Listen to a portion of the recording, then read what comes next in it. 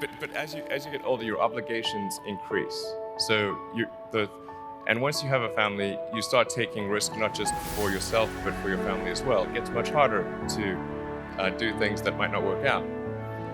So now is the time to do that before you have those obligations. So I would encourage you to take risks now. Do something bold. You won't regret it. All right, thank you. So I've got about apparently 5 or 6 minutes to say the most useful things I can think of. I'm going to do my best. I think I'll go with 4. The first is, particularly if you're starting a company, you need to work super hard. So what does super hard mean? Well, when my brother and I were starting our first company, instead of getting an apartment, we just rented a small office and we slept on the couch. And we showered at the YMCA.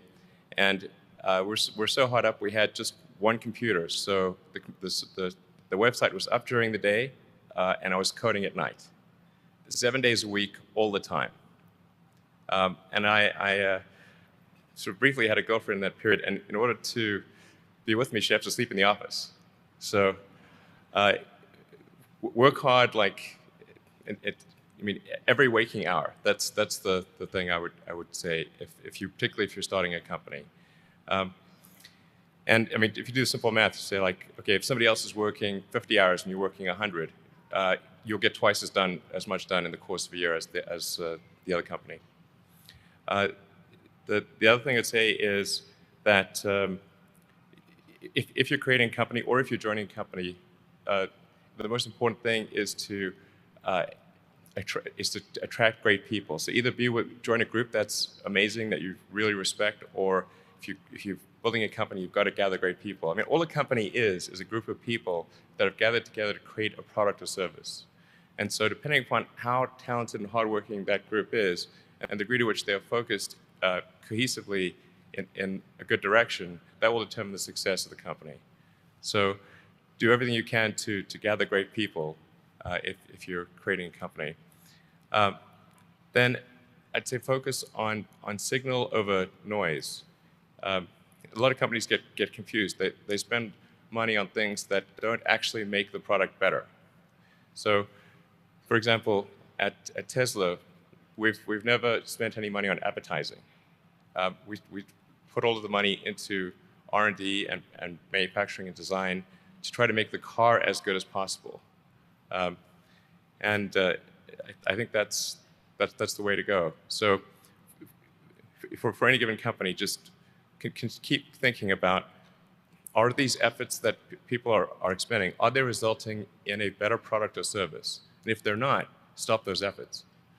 And then the final thing is to sort of don't just follow the trend. So you may have heard me say that it's good to think in terms of the physics approach of first principles, which is, rather than reasoning by analogy, you boil things down to the most fundamental truths you can imagine, and you reason up from there. And this is a good way to figure out if something really makes sense, or if it's just what everybody else is doing. It's hard to think that way. You can't think that way about everything. It takes a lot of effort. But if you're trying to do something new, it's the best way to think. And that framework was developed by physicists to figure out counterintuitive things like quantum mechanics. So it's really a powerful method. Anyway, so that's, and then I think the final thing I would encourage you to do is, now is the time to take risk. You don't have, you don't have kids. Your obligation. Well, sorry. Probably don't have kids. But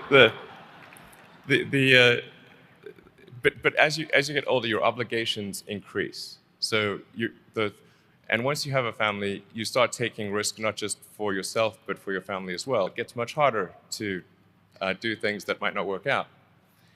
So now is the time to do that before you have those obligations. So I would encourage you to take risks now. Do something bold. You won't regret it. Thank you.